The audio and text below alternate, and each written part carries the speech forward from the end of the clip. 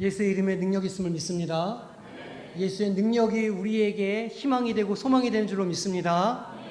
감사합니다. 기도해 주시고 또 응원해 주셔서 한 주간 휴가를 잘 마치고 돌아왔습니다. 돌아와서 비가 또 계속 많이 와서 못 뵈면 어떻게 했나 했는데 또 다 오셔서 이렇게 얼굴 뵙게 되니 참으로 반갑고 감사합니다. 오늘 모두가 다 아는 시로 말씀을 시작하고자 합니다. 아무도 찾지 않는 바람 부는 언덕에 이름 모를 잡초야. 한 송이 꽃이라면 향기라도 있을 텐데 이것저것 아무것도 없는 잡초라네. 발이라도 있으면은 임 찾아갈 텐데 손이라도 있으면은 임 부를 텐데 이것저것 아무것도 가진 게 없어 아무것도 가진 게 없네.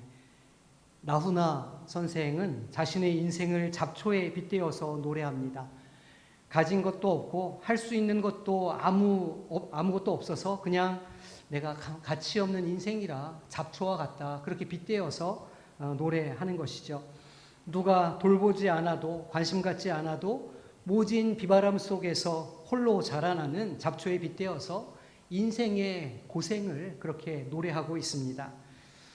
굳이 나훈아 선생의 노래를 이해하기 위해서 다른 문학 작품을 들여다볼 필요가 없지요. 왜냐하면 이 노래를 들으면 무슨 말인지 금방 알아차릴 수 있기 때문입니다. 우리의 인생도 잡초와 같기 때문이죠. 제 인생도 잡초와 같은 인생이라고 말할 수 있습니다. 제가 성광교회에 부임한 지 만 1년하고 오늘이 2년 차의 첫 번째 주일입니다. 할렐루야. 감사합니다. 참으로 잡초 같은 사람을 담임 목사로 청빙해 주시고 한 해 잘 쫓아와 주시고 도와주시고 무엇보다 눈물의 기도로 중보해 주셔서 제가 그나마 사람 구실 조금 했습니다. 참으로 감사를 드립니다. 요즘에 그렇게 청빙되는 일이 쉽지 않으니까 동기나 친구들로부터 비결이 뭔지가 이렇게 궁금한지 자꾸 문의가 들어옵니다. 제출했던 이력서나 자기소개서를 좀 보여달라 이런 제안도 심심치 않게 해옵니다. 그런데 제가 그런 부탁을 받을 때마다 하는 이야기가 있습니다.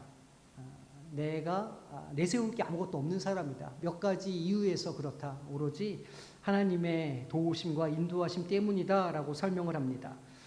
몇 가지 이 자리에 어울리지 않는 이유가 있는데 첫째는 그 가족, 부모, 친지 가운데 이쪽 계통에 계신 분이 한 사람도 없습니다.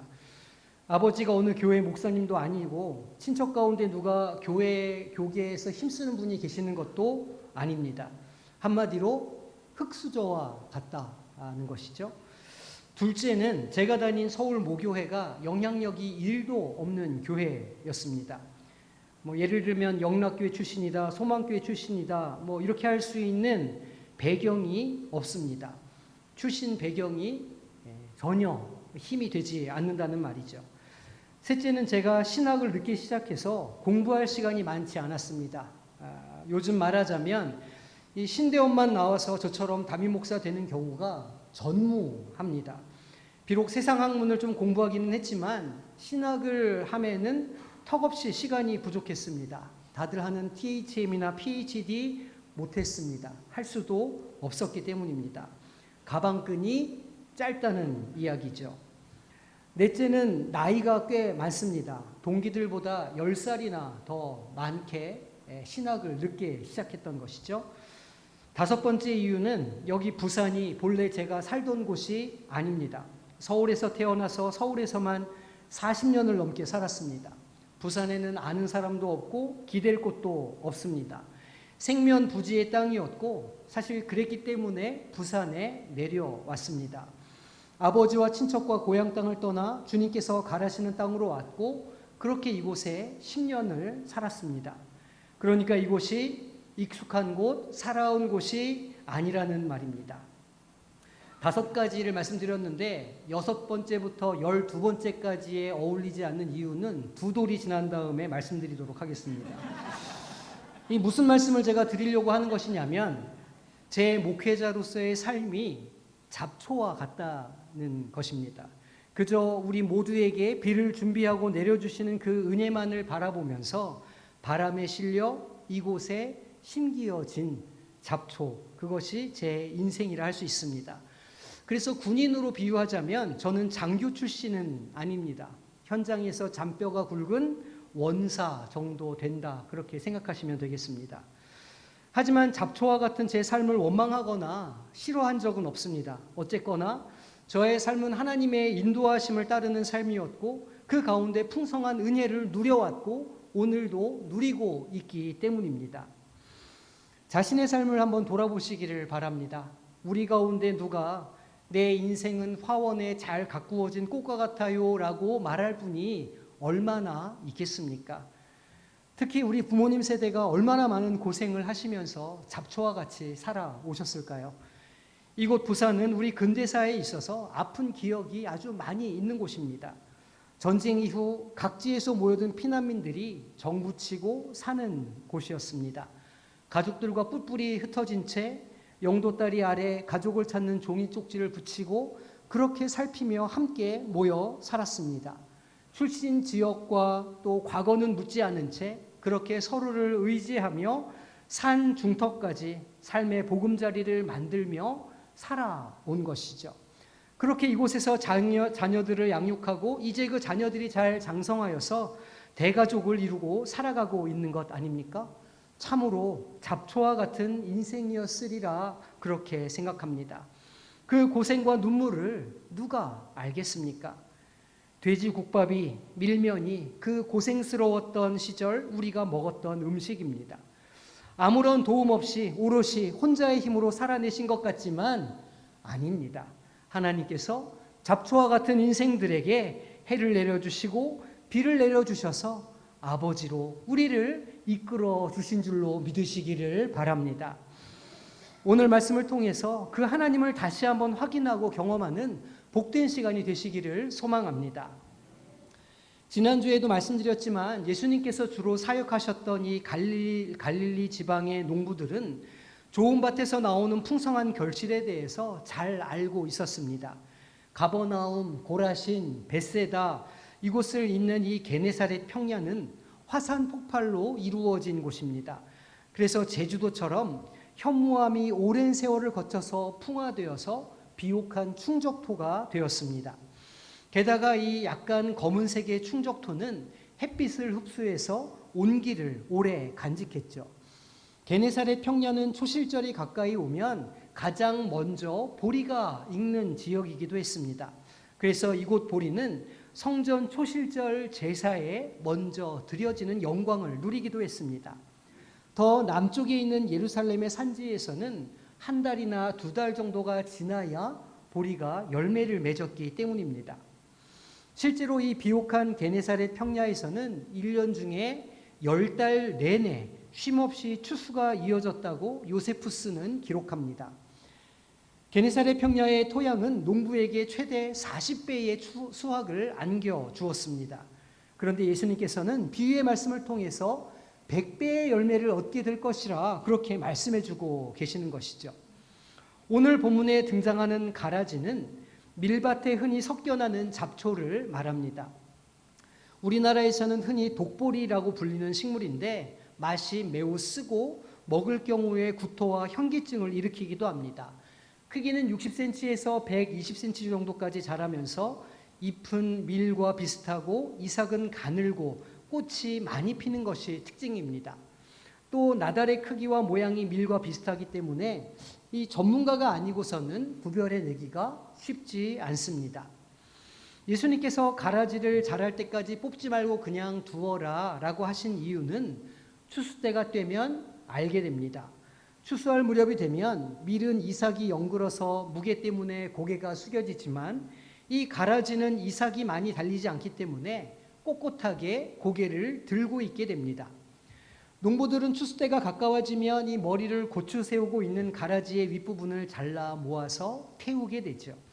가라지는 먹을 수 없고 또 사용하기가 힘들지만 땔감으로서의 가치는 가지고 있었습니다. 오늘 본문인 이 가라지 비유는 복음서 가운데 여기 마태복음에만 등장하는 말씀입니다. 예수님으로 인해서 이 땅 가운데 임한 하나님의 나라는 마귀의 나라와 공존하고 있음을 보여주고 있습니다.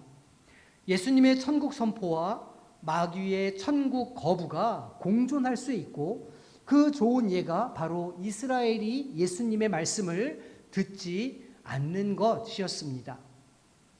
지난주 씨 뿌리는 비유가 듣는 자들의 마음을 다루고 있었다면, 오늘 이 가라지의 비유는 믿는 자들과 믿지 않는 자들이 어떻게 공존할 수 있는가에 대해서 주님이 설명하는 내용입니다. 세상에서는 빛과 어둠이 공존할 수 없지만 영적인 세계에서는 빛과 어두움이 공존합니다. 이 비유의 말씀은 선과 악의 공존에 대해서 주시는 것이지만, 이것을 또 주님께서 해석하실 때에는 심판날에 초점이 맞춰져 있습니다. 그러니까 그리스도인은 알곡이 되어야 하고 가라지가 되지 말아야 하며, 예수님의 법을 행하는 자가 되고 불법을 행하는 자가 되어서는 안 된다는 말씀입니다. 최후 심판날에 가라지와 알곡을 분명히 구별하는 날이 올 것이기 때문입니다. 지난주에 살펴본 것처럼 좋은 밭은 말씀을 겸손하게 받아서 깨닫는 사람들입니다. 이런 사람들은 풍성한 영적인 열매를 맺게 되는 것이죠. 그런데 예수님은 오늘 이어지는 비유에서 이렇게 좋은 밭에도 가라지가 있다고 말씀하십니다.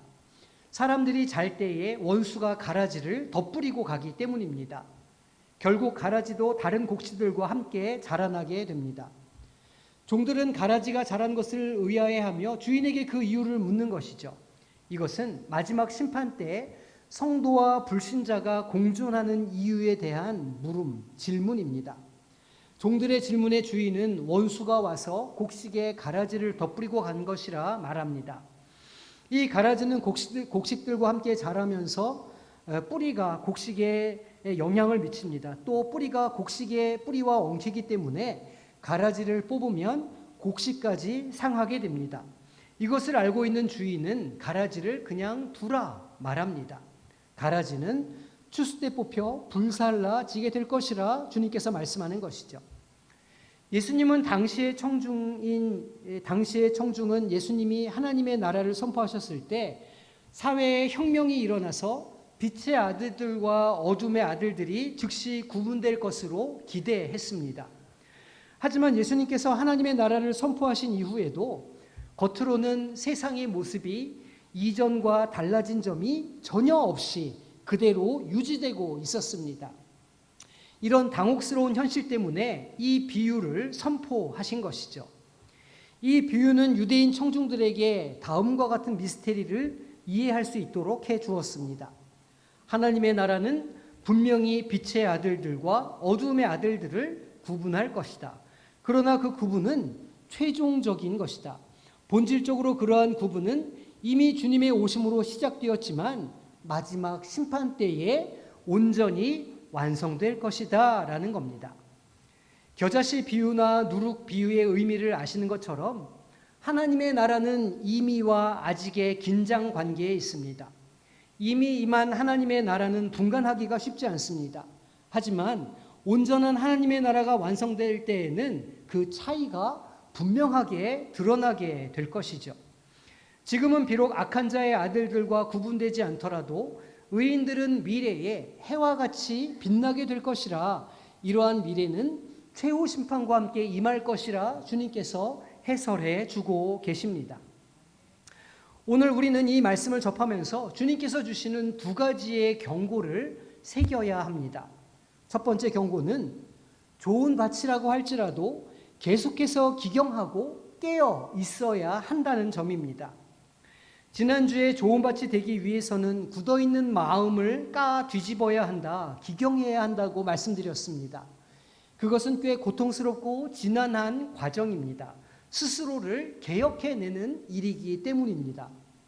하지만 그 고통을 인내하며 그 밭을 기경했다고 해서 그곳에 심기어진 복음이 자연스럽게 저절로 자라나는 것은 아닙니다. 왜냐하면 오늘 주님께서 말씀하시는 대로 사탄마귀가 하나님 자녀들이 순순히 살아가지 못하게 방해하고 회방을 놓기 때문입니다. 사탄마귀는 그 옥토가 된 마음밭에 가라지를 뿌립니다. 복음이 자랄 때 가라지도 함께 자라게 되는 것이죠. 우리 심령에 복음이 심겨지고 그것이 자란다고 할지라도 그냥 저절로 자라라는 것은 아니라는 말입니다. 늘 깨어 기도하고 경계해야 합니다. 마치 파수꾼이 새벽을 끼우고 아침 첫 햇빛을 기다리고 사모하는 것처럼 우리의 신앙은 매일매일 새로워져야 하고 성령으로 충만해야 하는 것이죠. 사도 바울은 빌립보서 3장에서 이러한 신앙의 태도를 고백합니다. 형제들아, 나는 아직 내가 잡은 줄로 여기지 아니하고 오직 한 일, 즉 뒤에 있는 것은 잊어버리고 앞에 있는 것을 잡으려고 표대를 향하여 그리스도 안에서 하나님이 위에서 부르신 부름의 상을 위하여 달려가노라 말합니다. 뒤의 것은 잊어버리고 앞에 있는 것을 잡으려고. 한번 성령 충만했다고 해서 그것이 영원히 지속되지는 않습니다. 우리는 스스로를 살피고 매일매일 되새겨야 합니다.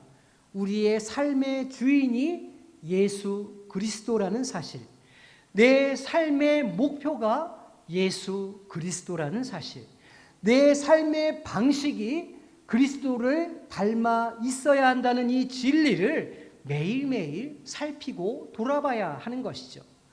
자칫 교만하고 본성에 우리를 그냥 맡겨버리면 내가 가라지인지 알곡인지 구분이 안 되는 상황이 올 수도 있다는 말씀입니다.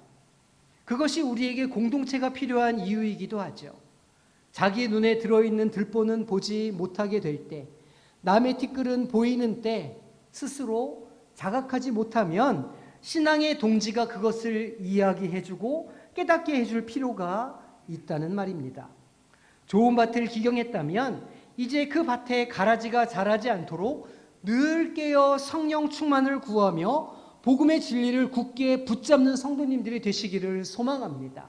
이것은 영적 전쟁입니다. 이 전쟁에서 살아남기 위해서는 매일매일 십자가 앞에 나아가며 십자가 은혜에 우리의 삶을 비추어 보고 복음으로 무장해야만 하는 것이죠. 영적인 무장을 매일매일 함으로 이 영적 전쟁에서 승리하며 살아가시는 우리 성도님들이 되시기를 주님의 이름으로 축원합니다. 두 번째 우리가 기억해야 되는 경고는 실상 우리가 본래 가라지와 같은 잡초와 같은 존재라는 사실입니다. 오늘 말씀이 지적하고 있는 가라지는 1차적으로는 복음을 듣지 않는 이들, 그러니까 유대인들과 변질된 복음을 증거하는 율법주의자들을 지칭하는 말씀입니다. 마태복음을 읽었을 첫 번째 독자였던 초기 유대 그리스도인들은 끊임없이 변질된 복음과 싸워야 했습니다. 구원은 행위로 얻을 수 없다고 하는 이 진리는 유대인의 관습과 전통에 정면으로 배치되었습니다. 그러니까 예수 그리스도의 죽음과 부활, 승천과 재림의 이야기를 믿는 유대인들이라고 할지라도 어느 정도의 율법을 지켜야 구원을 받을 수 있지 않은가 하는 이 변질된 복음에 쉽게 넘어가게 되었던 것이죠. 사도행전 앞부분에 나오는 교회의 갈등이 바로 이것을 다루고 있습니다. 그래서 마태는 예수님의 가르침을 다시 기억해내고 그 변질된 복음을 분별하도록, 그리고 배우는 이들이 가라지와 같은 자들임을 강력하게 증언해서 분별하라고 이야기하고 있는 것이죠. 놀라운 복음의 진리는 이 복음을 먼저 받은 이들이 그 율법에서 먼 사람들이었다는 것입니다. 자기들은 알곡이고 가라지와 같은 인생으로 무시했던 유대인들의 시선에서 벗어나고 주류 사회에서 벗어났던 이들에게 먼저 복음이 증거되었던 것이죠. 혈루병을 앓던 여인, 한낮 정오에 떼약볕에 물을 뜨러 나왔던 사마리아 여인, 세리, 주변부에 아무런 힘이 없던 이들이 그 복음을 먼저 알아보고 주님의 말씀을 듣게 되었던 것입니다. 실로 그들은 잡초와 같은, 그야말로 가라지와 같은 인생들이었습니다. 주류 사회에 끼지 못하고 권력과 유명세에서는 거리가 완전히 먼 이들이었습니다. 율법에서 벗어난 이들, 율법에서 저주를 받아서 공동체에 끼지 못했던 이들에게 복음이 증거되었던 것이죠. 성령 충만의 역사는 그들에게 머물지 않았습니다. 이방인이었던, 완전히 가라지로 분류되었던 고넬료의 집에까지 복음이 증거되고 성령 충만의 역사가 일어나게 되는 것이죠. 사실은 오늘 우리의 인생도 마찬가지라 할 수 있습니다. 예수님은 우리 성도님의 인생에 찾아오십니다. 아무도 찾지 않는 바람 부는 언덕에 이름 모를 잡초와 같은 인생에 꽃이 아니어서 향기조차 가지지 못하고 이것저것 아무것도 없는 잡초와 같은 우리 인생에 주님이 찾아오시고 복음이 선포되는 것이죠. 이 주님을 알아보고 주님께로 가면 주님은 우리 인생을 변화시켜 주십니다. 과거를 묻지 않으시고 판단하지 않으십니다. 고린도후서 5장 17절은 이렇게 말씀합니다. 그런즉 누구든지 그리스도 안에 있으면 새로운 피조물이라. 이전 것은 지나갔으니 보라 새 것이 되었도다. 이전 것은 지나갔으니 어제까지의 모든 삶은 지나간 줄로 믿으시기를 바랍니다. 오늘 잡초와 같은 우리 인생은 예수 그리스도 십자가의 복음 앞에서 그 보혈의 능력 앞에서 완전히 새로운 것, 알곡과 같은 인생이 되었음을 믿으시기를 바랍니다. 하지만 우리가 새로운 피조물이 되었다고 해서 우리의 본성까지 한 번에 바뀌어지는 것은 아닙니다. 우리는 본래 육체의 욕심을 따라 사는 존재들이었고 스스로를 돌아보지 않는다면 아마 오늘도 내일도 육체의 본성을 따라 살아가는 삶으로 회귀할 가능성이 아주 높습니다. 에베소서 2장 2절에서 3절 말씀은 그러한 우리의 상태를 고발합니다. 그때 너희는 그 가운데에서 행하여 이 세상 풍조를 따르고 공중의 권세 잡은 자를 따랐으니 곧 지금 불순종의 아들들 가운데에서 역사하는 영이라.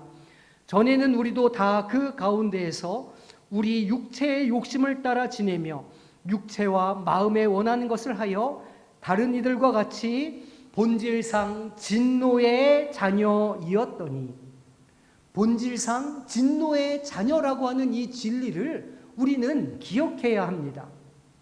진노의 자녀인 우리를 주님께서 자기의 몸을 헐어 생명을 주셨습니다. 우리의 힘으로, 우리의 능력으로는 영겁의 세월이 지나도 불가능한 이 일을 주님께서 단번에 은혜로 이루어 주신 것이죠. 그러니 이 은혜를 잊지 말아야 합니다. 매일매일의 삶에서 주님이 내게 주신 복음과 그 복음의 결과 우리가 구원받고 새로운 피조물로 살아가게 된 것을 감사해야 하는 것이죠. 우리의 노력이 아닙니다. 우리의 눈물도 아닙니다. 우리의 땀은 결코 아닙니다. 오직 주의 은혜입니다. 그러니 자랑할 것도 내세울 것도 교만할 것도 없습니다. 그저 우리가 함께 서로가 잡초였음을 인정하고 감사하며 함께 성장해가는 것이 우리가 마땅히 해야 할 일입니다. 에베소서 2장 22절에 이렇게 말씀합니다. 너희도 성령 안에서 하나님이 거하실 처소가 되기 위하여 그리스도 예수 안에서 함께 지어져 가느니라. 부디 가라지와 같았던 우리 인생을 알곡을 맺는 믿음의 자녀로 삼아주신 하나님께 감사하며 서로 사랑하고 의지하고 신앙의 여정에 동행해 주시는 성도님들이 되시기를 소망합니다. 하나님은 사람을 통해서 일하십니다. 성령의 역사가 그냥 물건으로 어떤 상황으로 주어지지는 않습니다. 언제나 성령의 역사는 사람에게 성령 충만함으로 임해서 그 한 사람을 변화시킴으로 일어나게 되는 것이죠. 한 사람이 거기에 먼저 있고 그리고 교회가 있습니다. 가라지와 알곡을 구분하는 심판의 날이 가까워올수록 그 하시는 하나님의 일이 선명해지고 세상과의 갈등도 더 많이 일어나게 될 것입니다. 하지만 세상을 두려워할 필요는 없습니다. 사탄 마귀는 우리에게 공포심을 주고 겁먹게 하고 움츠러들게 하고 포기하고 도망가게 만듭니다. 그렇게 인생이 버거워지는 순간, 힘든 순간을 맞닥뜨리고 계신 분이 계시다면 가라지를 알곡으로 바꾸시는 주님의 십자가 은혜를 깊이 묵상하시고 그 은혜를 사모하시기를 바랍니다. 그 가라지가 알곡으로 바뀔 때까지 심판을 늦추시고 죄인을 참으시는 하나님의 인내를 묵상하시기를 소망합니다. 어디 우리 심령이 한 번에 변하겠습니까? 우리 가정이 한 번에 변할 수 있겠습니까? 교회가 손바닥 뒤집듯 한 번에 변화된다면 얼마나 재미있겠습니까마는 그렇지 않습니다. 변화에는 반드시 과정이 필요하고 희생이 필요한 것이죠. 하나님께서 한 사람을 선택하시고 그 한 사람이 천천히 변해가고, 그리고 그 사람을 중심으로 주변에 있는 사람들이 영향력을 받기 시작하고, 그렇게 교회가 변해가면 조금씩 아주 천천히 그러나 분명한 방향과 목적을 향해서 하나님의 나라가 확장되는 줄로 믿으시기를 바랍니다. 그리고 종국에는 그 믿음을 지키고 순결을 지키는 자들이 해와 같이 빛나는 영광의 날을 보게 될 줄로 믿으시기를 바랍니다. 비록 우리 눈에는 의인과 악인이 함께 있는 것 같이 보이고 우리의 눈에는 하나님의 나라가 임하는 것처럼 보이지 않을지라도 이미 하나님의 나라는 선포되어졌고 우리 안에서 자라고 있는 줄로 믿으시기를 바랍니다. 우리가 깨어 경성하며 우리의 마음밭을 지키고, 그리고 우리의 인생을 알곡 인생으로 바꾸어 주신 하나님의 은혜를 기억하며 그 은혜의 자리를 지킬 때에 이곳 가운데 하나님의 나라가 아름답게 자라가고 우리의 가정과 교회가 하나님의 뜻 안에서 사랑의 공동체로, 생명의 공동체로 변해가는 역사가 있게 될 줄로 믿습니다. 이 믿음 가지고 함께 기도하며 가정과 교회를 세워가는 복된 성광의 모든 권속들이 되시기를 주님의 이름으로 축원합니다. 이 시간 함께 찬양하며 기도하기를 원합니다. 우리 오늘 피었다 지는 들풀도 먹이시는 하나님의 은혜를 찬양하면서 기도할 때에 우리의 신앙이 날로 새롭게 되기를 위해서 기도하시고, 매일 악한 모성을 쳐서 복종시키게 하여 주시기를 위해서 모든 것이 주님의 은혜를 기억하며 교만한 입술, 교만한 눈빛, 교만한 마음이 우리에게서 떠나가기를 위해서 기도하기를 원합니다. 오늘 피었다 지는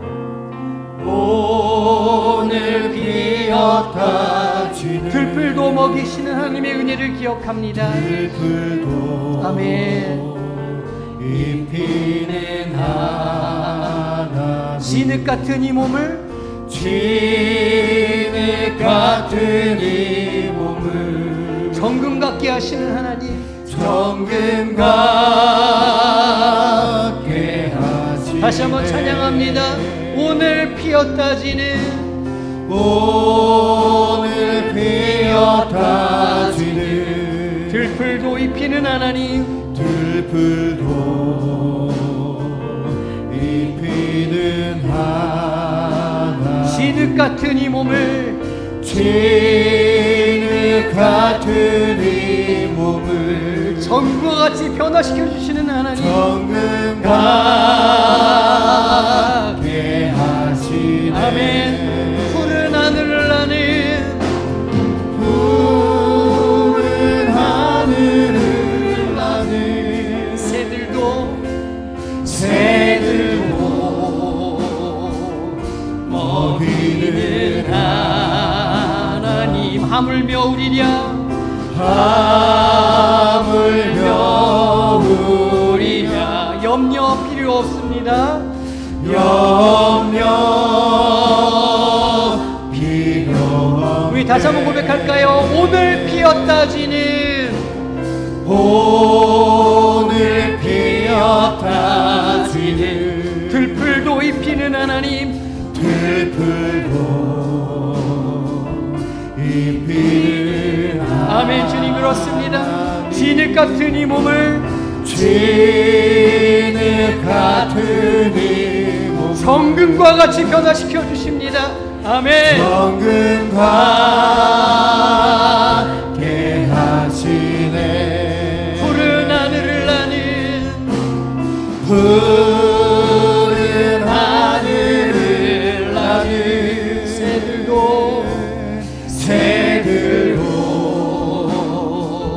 먹이는 하나님 하물며 우리를 먹이시지 않겠습니까?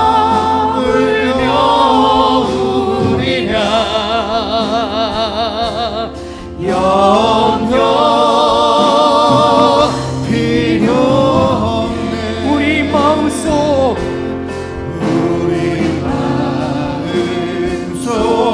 깊은 그곳에 영혼을 내리신 죽음이 이기신 영원한 생명을 죽음이 계신 영원한 생명을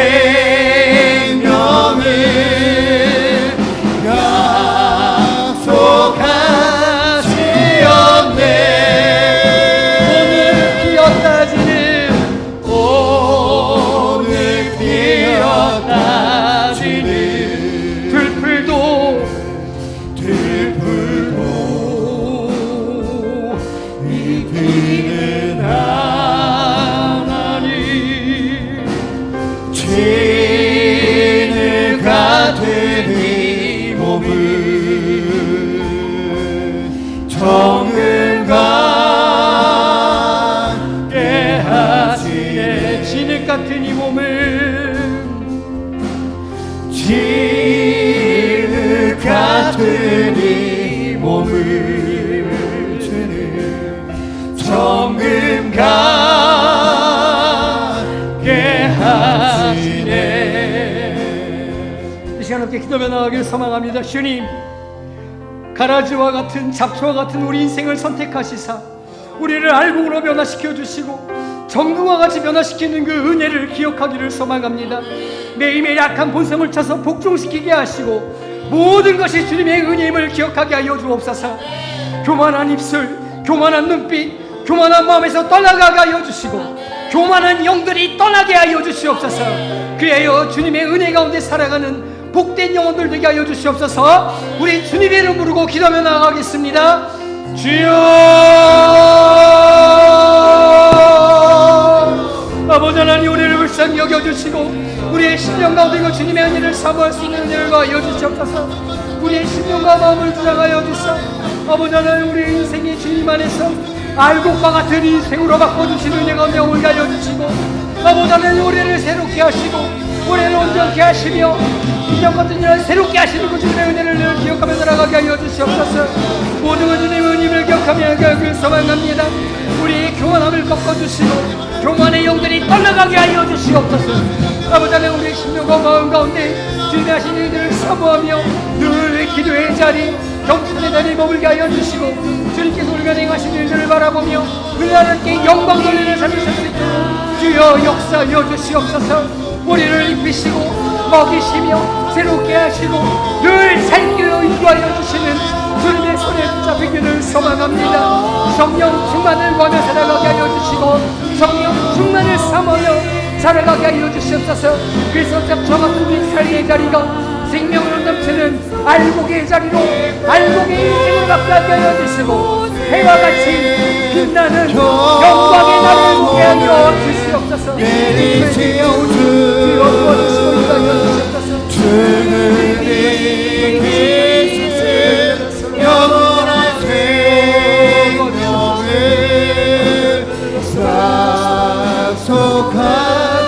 약속하시었네.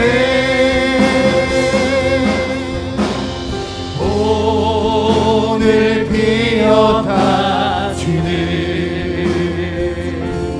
들풀도 입히는 하나님 진흙 같은 이 몸을 정금과 함께 하시네.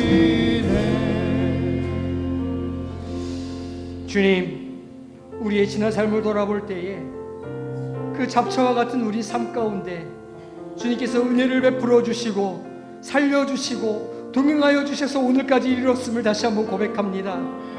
우리의 삶이 이후로도 주님과 동행하는 삶이 되기를 소망합니다.